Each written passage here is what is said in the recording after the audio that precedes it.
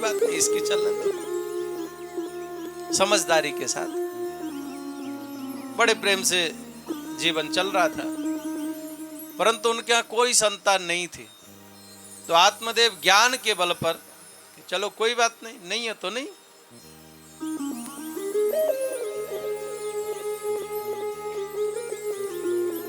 परंतु वो तो अपने ज्ञान में आश्रित होकर के जी रहे थे, लोगों ने उन्हें जीने नहीं दिया। लोग आग ताने देने लगे। देखो तो सही, इस निपुते के को देख लिया हमने, कोई किसी कार्य के लिए निकल रहा है, अचानक आत्मदेव टकरा गए, दिख गए, बोले आज भैया लौटो यहां से। बोले इस निपुते का मुंह देख लिया, काम नहीं बनेगा। जब ऐसी बातें करने लगे ना सज्जनों, तो आत्मदेव को बड़ी ग्लानि हुई, दुखी हुई आत्मदेव।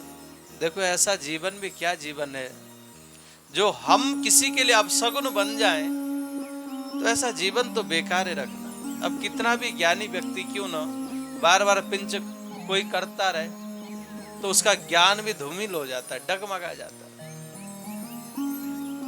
अब विचार करते हैं, नहीं अब मैं इस देह को, इस शरीर को नहीं रखूंगा। सभी लोगों के लिए मैं अशुभ कारक हो गया।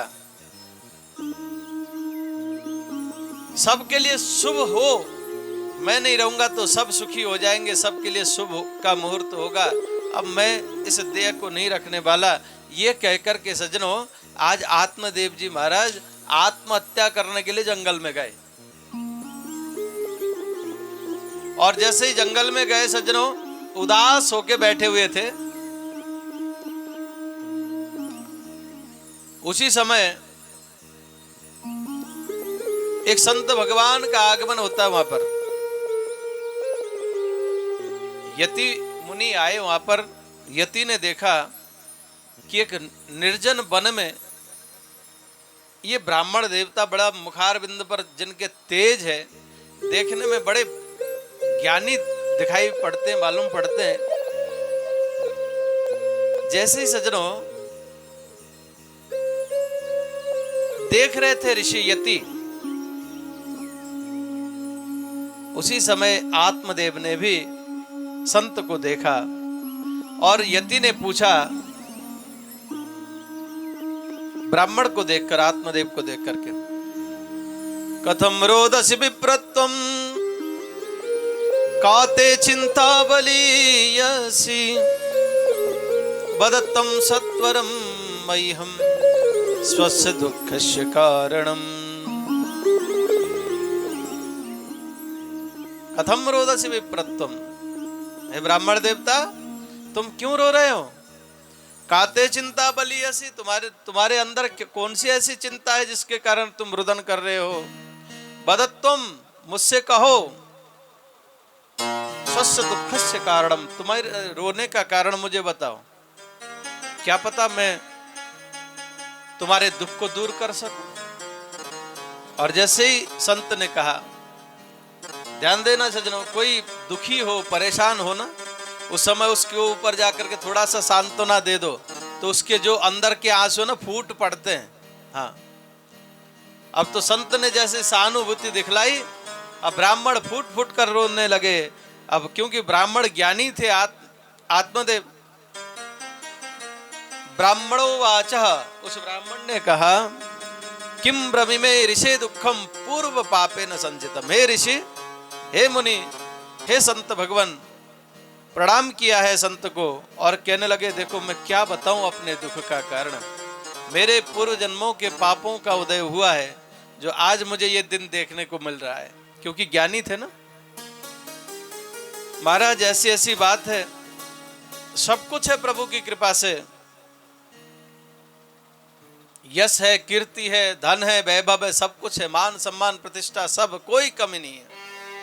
परंतु हे संत भगवान, मैं ग्रस्त हूं और हमारे यहाँ कोई संतान नहीं है। दुख का कारण ये है। और दिग्जीवितम प्रजाहीनम दिग्रहम च प्रजाविनः, धिक्कार है ऐसे ग्रस्त आश्रम को जिस ग्रस्त में कोई बालक नहीं है। ऐसे ग्रस्त जीवन में रहकर मैं क्या करूंगा, इसलिए मैं आज आत्महत्या करने आई हूं महाराज। मेरे दुख का कारण भी यही है, मैं इसलिए परेशान हूं। असंत विचार करते हैं, देखने में ब्राह्मण हो, हाँ ब्राह्मण ज्ञानी दिखते हो, ज्ञानी जान पड़ते हो। तुमने जो बात कही बिल्कुल श्रेष्ठ ज्ञानियों की बात कही कि पूर्व हमारे प्रारब्ध के कारण मुझे दुख मिल रहा है। सब इतना जानते हो तो फिर रोदन किस बात के लिए करते हो? अरे नहीं है तो नहीं है, आनंद के साथ जियो।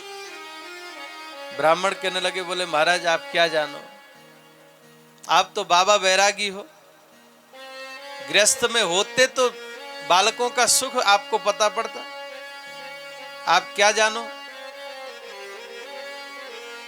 महाराज ऐसी कृपा करो कि हमारे घर में बालक हो जाए, बस ये हो जाए तो फिर मैं सुखी हो जाऊंगा। विविध प्रकार से समझाते हैं सज्जनों संत।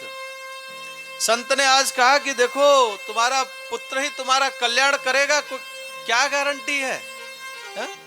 सागर के 60,000 पुत्र थे, क्या किया?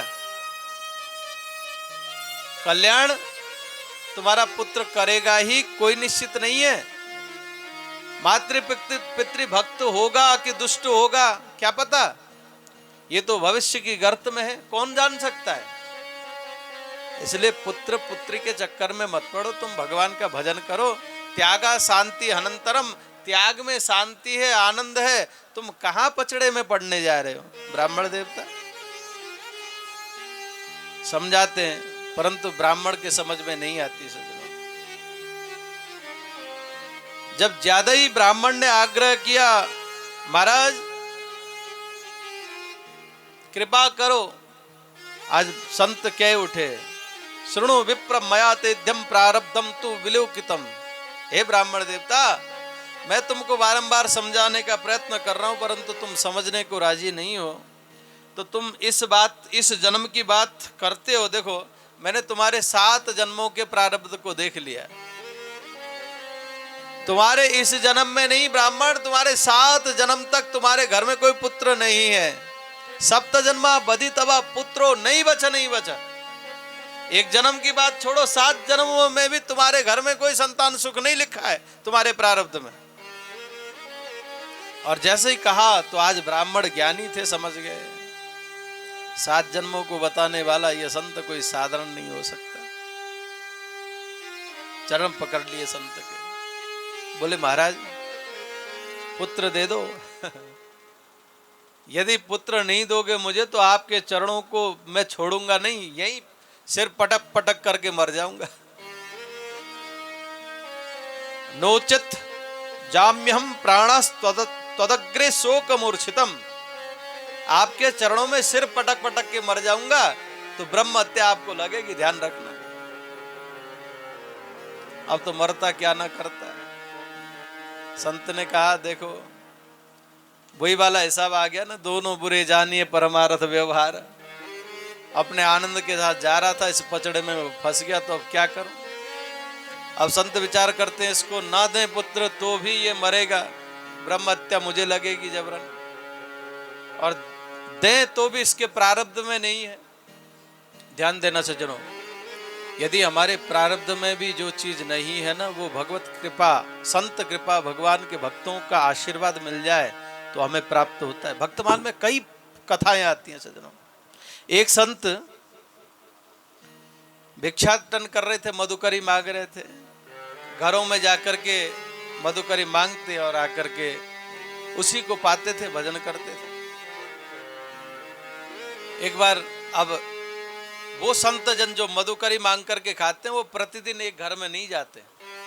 अपने ब्रजमंडल में प्रथा है, गांव में ऐसे ऐसे भजनानंदी संत हैं। आज 4 घरों में गए, जो भी मिला वो खा लिए, और 4 घर में रोज नहीं जाते।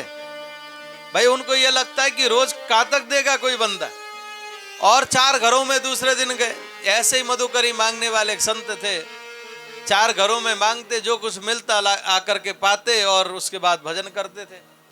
एक बार एक घर में गए तो एक प्राचीन समय में भाई पक्के मकान तो हुआ नहीं करते थे, कच्चे मकान होते थे ना। तो एक बूढ़ी मैया बड़ी थोड़ी क्रूर थी, पोता कर रही थी। वो पोता जानते ना, वो कपड़े को मिट्टी में भिगोते हैं और उसको लिपाई करते हैं। क्या बोलते हैं यहाँ की भाषा में? अजय जो भी बोलते हैं समझ जाना। कच्चे घरों को जब एक कपड़ा वो मिट्टी में सान लेते हैं, फिर उस कपड़े से उसकी दीवार वगैरह की वो करते हैं, हा? तो उसको पोता बोलते हैं उस कपड़े को जो। हाँ। तो आज संत भगवान भिक्षा मांगने गए, भिक्षाम देही।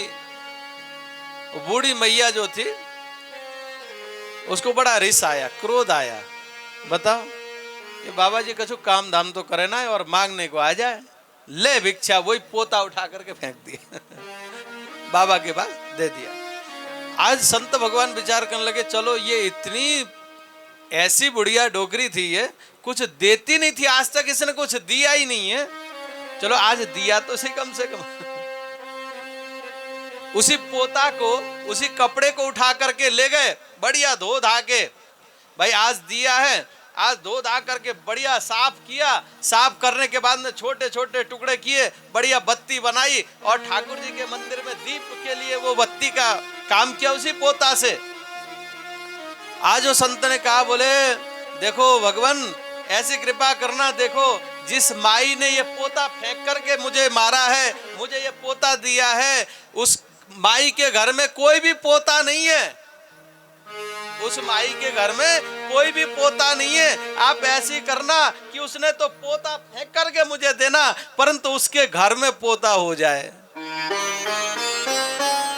संत ने प्रेयर की और भगवान ने उस बूढ़ी माई के घर में भी जो है पोता दे दिया। तो संत चाहें, भगवत भक्त चाहें, तो जो असंभव है ना सज्जनों, भगवान के नियम में जो है वो ही मिलेगा, परंतु जो नहीं है वो भगवान के भक्तों के पास, संतों के पास जाए तो वहां से हमको प्राप्त होता है। ये सिद्धांत है। यहाँ पर 7 जन्मों तक आत्मदेव के यहाँ कोई संतान नहीं थी, परंतु आज संत ने ऐसा आशीर्वाद दिया, उसी जन्म में उसके घर में पुत्र होगा।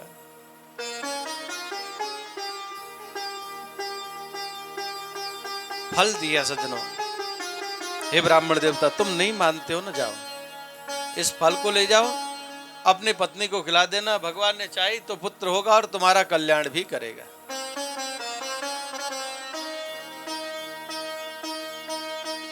इदम भक्षत पत्न्यात्वम ततः पुत्रो भविष्यति ही सत्यम सोचम दया दानमेक भुंक्तम तु भोजनम। अपनी पत्नी को खिला देना और सत्य का आचरण करे, शौच पवित्रता से रहे, दया का भाव रखे, तो तुम्हारा कल्याण होगा, श्रेष्ठ पुत्र होगा, तुम्हारा कल्याण भी करेगा। इतना आशीर्वाद देकर के चले हैं संत भगवान। आत्मदेव आए घर में, फल दिया धुंधुली को। धुंधुली कैसी थी सज्जनों? धुंधुली कहते हैं कुतर्कनी बुद्धि को धुंधली बोलते हैं, ठीक है। अब धुंधली विचार करने लगे, अरे फल खाने से कोई बच्चे होते हैं, बालक होते हैं, अरे मैं ये नहीं खाऊंगे।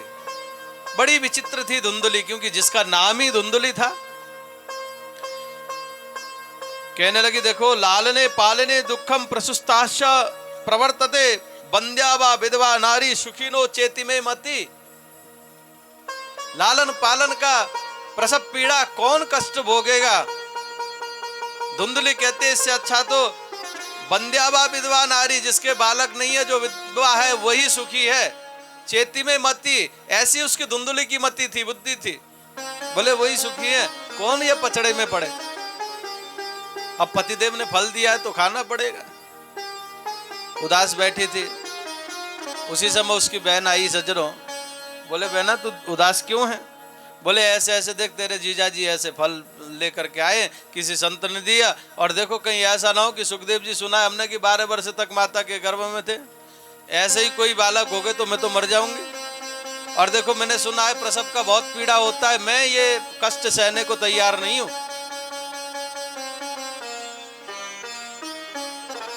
बहन ने कहा, देखो बहना क्यों परेशान होती हो? देखो मेरे यहाँ पुत्र संतान बहुत हैं, परंतु धन नहीं है।